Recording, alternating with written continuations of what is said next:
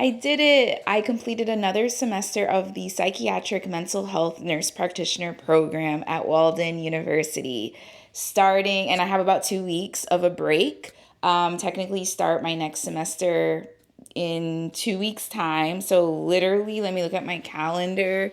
The week of Thanksgiving, that the Monday, I don't know when y'all are seeing this. Well, you probably see it the week before I go back to school. Will you? No, you'll probably see it anyways, YouTube timelines. Don't worry about it. But what I'm getting at is this. I literally like this program. It's very quick. So it's like you get 2 week break, then you start the next semester. So this next semester that I'm about to do, sorry, my dog, but it is my regular didactic course, and then it's clinicals. So if you've been following along, finding a preceptor has been struggle city. When I tell you, it's been so much like just wanting to give up, thankfully having great support, telling me not to give up.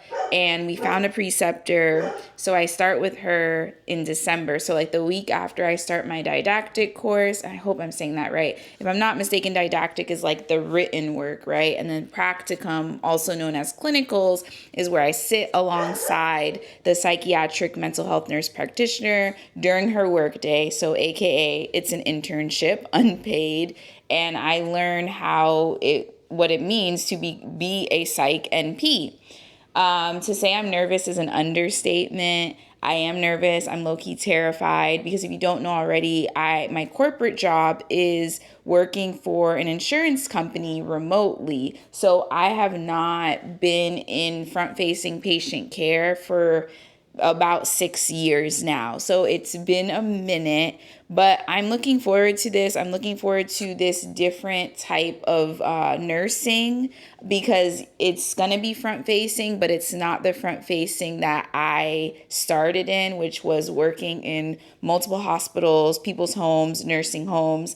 I worked almost every type of healthcare setting before I found my niche, at least at the time, thought it was my niche, which is insurance and case management. Became bored of that, and God just has a funny way of bringing you back to what he wants you to do. And never in a million years, this is a little bit of a tangent, but never in a million years would I think that I would work in the mental health space, because typically when you think of mental health, at least how when I got my associates as a nurse, the mental health clinicals were very scary. The environments were very dark, like literally dark.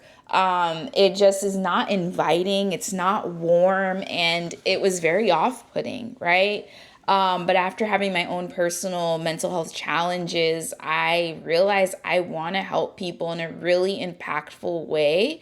I want to be a part of the mental health landscape, especially post panorama, especially post election. Like there is so much stress that we are all dealing with, and I want to be a provider that people can trust, people can feel comfortable around, a provider that is trauma informed, right? Like all of these things that are so important that I've realized a lot of mental health professionals are not equipped in that way, unfortunately.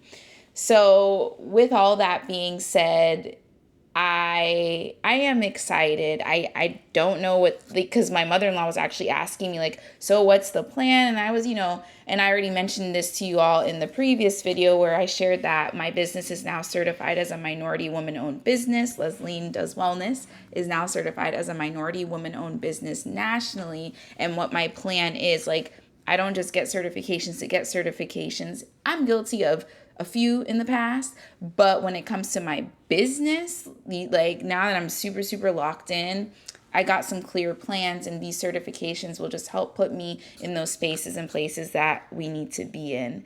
And so what else was I going to say? Oh yeah, what class? I don't even know, y'all. What class am I taking? Because, okay, let's give you a little bit of an update. I just finished taking... So this past semester, because I'm going to answer a few questions actually, because I've had people like IRL in real life, and then people online that have asked me questions. And I had actually gotten a question today. It was more so a statement where the girl was just, the person was just like, oh, I'm about to start my clinicals, but it's really stressful. Like, I don't even understand the MediTrek thing. And that in itself was like, all of this stuff is just like systems and databases and just understanding what the heck these people want, right? And I can only speak for Walden and I can only speak for me. So take what I'm saying with a grain of salt. But the one thing I will say that I did to help me get my preceptor is I called that school every time I had a question. Every time something didn't seem right, I called them up. I will say this, the thing that I don't really like about Walden is you call one person, they say one thing, you call another person, they say the other thing. So that was a little like off-putting, because I'm like, okay, if Sally's saying this, but Susie is saying that, who's really telling me the right information? Like, I want to make sure that I'm doing everything right so that I can start my practicum in a timely manner, right? So that's like strike one, whatever, with Walden. But I will say I've noticed a lot of people are at Walden. Like, I've been sharing that online that I'm, at Walden, and I've got messages and stuff from people like, oh, I'm at Walden too, but I'm doing this major, I'm doing that major.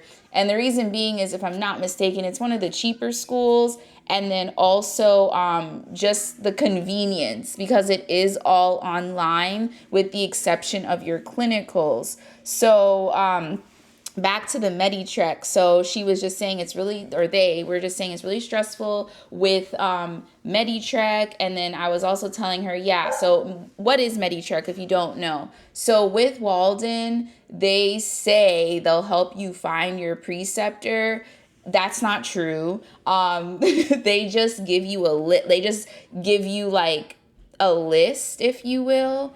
And then with that being, and I don't even want to lie on these people, because I don't even know if it was a list. They long story short, everybody's home now, so it's a little bit loud. But what I'm saying is they weren't really helpful in that sense. And I don't blame them, because they're nationwide. So like, that's a lot of work, right? To find a person where you live, and if you live in a small town, and mental health providers are already hard to come by. And that's all the reason why I'm in school, because I just want to be added to that list, if you will, right? With all that being said, every time I'd call the school, it was one thing or the other. But then I finally realized, and they'll say like, oh, we have these sessions, like these virtual sessions where we'll help you. It was things that I already knew. So like, with that being said, it was like, oh, promote yourself on social media, go to networking events. If y'all have been following me, I'm doing all of these things. So that was a little frustrating. But for somebody that, maybe you don't do those things, it was insightful. But for me, it was not, right? And it was also eye-opening, because I was like, oh, okay, like what I'm doing, I need to be doing, and it's working, like networking and being online and being consistent and sharing what I'm doing, sharing how I need your help, finding a preceptor, those kind of things. So once I figured out like how MediTrek worked, you submit all of your documentation within MediTrek and Castle Branch. So Castle Branch is their onboarding system. So just the same as you are about to get a job. Like, you get a job and they're like, okay, these are the 5,000 things you have to do to onboard. That is what Castle Branch is. Castle Branch is Walden's third party people that they use. So like you have to do a drug test, you have to do a physical, and not a very specific physical, but this what I'll say is this: you have to print out a paper off of the Walden site, take it to your doctor. What I did, because my doctor couldn't see me, I just went to the urgent care and had the urgent care cried excuse. I said, can we do this physical? We did the quick physical. Thankfully, I already did my PPD. You have to get a PPD. I'm saying all these things because if you're somebody like me who's like going back into like inpatient, you don't have a PPD, right? But if you work in the hospital already, you probably already have all these things because you need a regular PPD. So I already had my PPD. Then after I had my PPD, I went to the urgent care. I was like, yeah, I already did my PPD. She's like, show me the paper. Print everything. That's all I'll say. I have a folder, y'all. I have a folder of everything that I've done, printed out of the Castle Branch checklist. I printed out the Castle Branch checklist. Remember, the Castle Branch third party onboarding thing is their onboarding. So it's like 11 things that you have to do. What else? You have to get shots. So flu shot, you have to get, like, it was so many things. I even had it favorited in on my computer because I was like constantly having to go in and out of there. I'm trying to see what else. So that's what I was doing last semester. The semester we just finished, that's what I was doing a lot of, is like getting all my Castle Branch done. I'm in it now because I just want to go through this with you. MMR, varicella, hepatitis B. These are all the things you need to have. TB, your Tdap. You have to do CPR. You have to have your health insurance, flu shot, physical exam, professional liability as a nurse practitioner student. I will also say, let's go through this. HIPAA certification, OSHA certification, are you a citizen, and then COVID-19 vaccination. So it's 16 things that you have to get done, okay? And then going back to that professional liability, this was something that I was like, oh, so being that I'm a nurse practitioner student, and being that because everything is, they don't want to get sued, right? Like Walden don't want to get sued. Walden don't want to get fined, right? So they got to cover their ass, pardon my French, but that's what they have to do. So with that being said, as a student, I had to get my own insurance. So you have to find it yourself. What I did, when I tell you I've never been on the phone so much in my life, because I'm not somebody that be picking up the phone, I'm more so text. I called Castle Branch, because that's another thing. Like, I could have called Walden, but they wouldn't have known. Like, I could have spoken with the field experience. They would not have known. So I just called Castle Branch and I said, what professional liability, like, do I need? And they're like, oh, so most of the students use this one. I believe I got Brexy, if I'm not mistaken. When I tell you I just, like, found the cheapest one and, like, screenshotted the COI, the certificate of insurance, and then you just put that into the portal, right? So my advice is, like, just call, even though I'm saying, like, calling sometimes doesn't get you anywhere. Because there was one call that I made to Walden Field Experience, and I cried because I was just so frustrated, because I forget what part of the documentation part this was, but the girl said something to me and I was like, are you kidding me? Like, I feel like I've given you guys everything. And it's like, it was like something else. So, and then also with Castle Branch, I had to pay something else. Like, you have to do a background check. So I think I had to pay for that. I had to pay for the drug test. Like, there's so many different things that I had to pay for. I don't remember how much everything is. If you want to know that, please just ask me in the comments below, and then I can go back and pull up receipts for you if you're somebody that's like, I need to budget this, which I would highly recommend you doing that, and don't be chaotic like me. What else was I going to say? Okay, the class that so this semester was fall 2024. I just finished that semester, and then November 25th starts winter semester, okay? So the class I just finished taking, which was finally like the mental health part, because the 70% of the program that I've completed, yes, 70% is complete, was mostly just like generic master's stuff that I hadn't done. So it's very like basic, like how to write APA, like just master level classes, okay, like prereqs, if you will. And then this semester we got into the meat and potatoes, and the class was called Approaches to Treatment. So this class was all about, we first learned about just the brain, and we learned about the different, I should know all this, right? But it was a lot of information, but we learned about like antidepressants and how they work in the brain, like the pathophysiology of antidepressants. We learned about different antidepressant classes. Well, actually all of the antidepressant classes. I learned about ethics as a mental health nurse practitioner. Like, what does that truly mean? One of the assignments, which I was like, oh, this is interesting, and this is confirmation, because like I shared with you all, one of the things that Walden, is all about is making change in the world, and one way they encourage this is being on social media, right?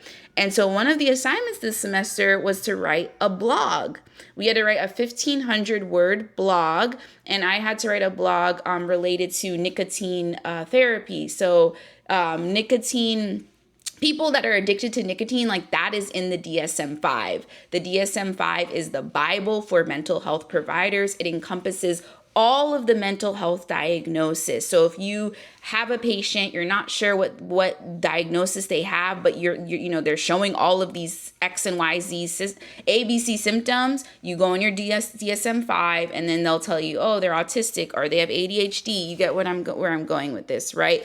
That's what the first thing we learned about, synapses. So we learned about the synapses in the brain, how they're supposed to work, and how in people that have mental health conditions, how it looks like for people that have mental health conditions, how their synapses be synapsing. So that was interesting, right? So that's just a little overview of what last semester was. I did enjoy last semester for the mental health aspect, and also because I only had one class that I had to take.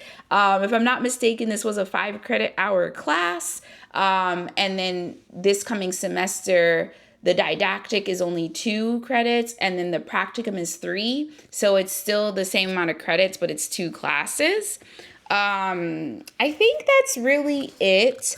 How many times am I going to say I just wanted to give this update, though, because it seems like a lot of people are wanting to get on this path of becoming a psych NP. I also have friends that are just starting to become a nurse in general and, use my videos as inspiration or just to answer questions. So again, if you have any questions, please let me know. I feel like I'm a little distracted. I'm not going to lie because my kids just got home. We're about to go to Disney on Ice. So anyways, I'll see you guys in the next one. Thank you so much for watching. Bye.